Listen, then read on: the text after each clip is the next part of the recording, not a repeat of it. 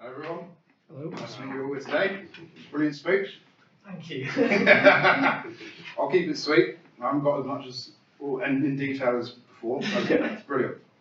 I'm Ryan, branch leader for Cornwall, and I'm from the most southwest point in the country.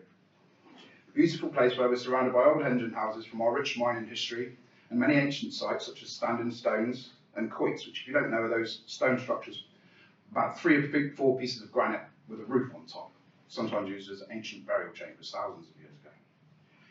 Growing up, I always took the beauty of where I live for granted. For most of my life, if I couldn't see it already out the upstairs window, it'd take a 10-minute walk for me to go out, look out to sea and see a place called St Michael's Mount, which was a tidal island. You can only access the island on foot during low tide. Otherwise, you have to take the boat. It has a castle on the peak called St Michael's Mount. Excuse me. There's a similar tidal island in France with its own castle called Mont Saint-Michel. I think just living by the sea is something that gets taken for granted on its own, but St Michael's Mount is the cherry on top. As I'm sure you can imagine, it's not very diverse where I live. Even English people that come down are given the name Emmet. Bearing its lack of diversity in mind, we get young families moving down who admittedly want to get away from it all. Then on the other hand, we get very liberal young families moving down who, while are very pro-immigration, can't quite put their finger on what makes Cornwall so desirable. I say it's not very diverse where I live, and as a young lad it wasn't. You'd recognise the faces of any non-whites in the town, as there were only a handful, and it was like that in all the towns going north.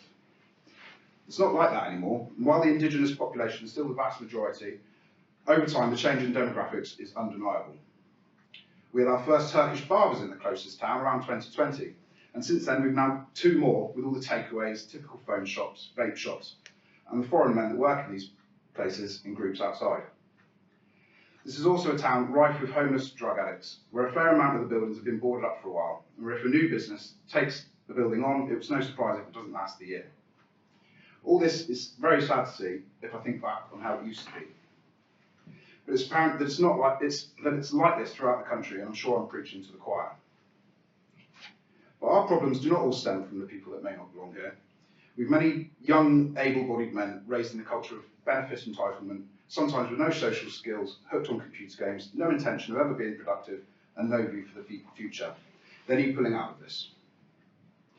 I decided to join and contribute to the MRP due to the way it seeks to restructure the system completely, from changing how we view what a true citizen is, the duties and rights of these citizens, and removal of the worst kind of criminals from society completely. As we're out of the way of the madness that this country is going through, there doesn't seem to be much urgency to make right the problems which you and I can see. Despite this, when we hold stalls in the city of Truro, the majority of the public has been in agreement with the demands of the party, with the rejection of the 2 main parties and doubt of the new Tories of Reform UK. It sounds cliched, but the people are crying out for drastic change. We will continue to make people aware of the party and endeavour to grow the branch alongside our personal duties of family for the good of our families. Thank you.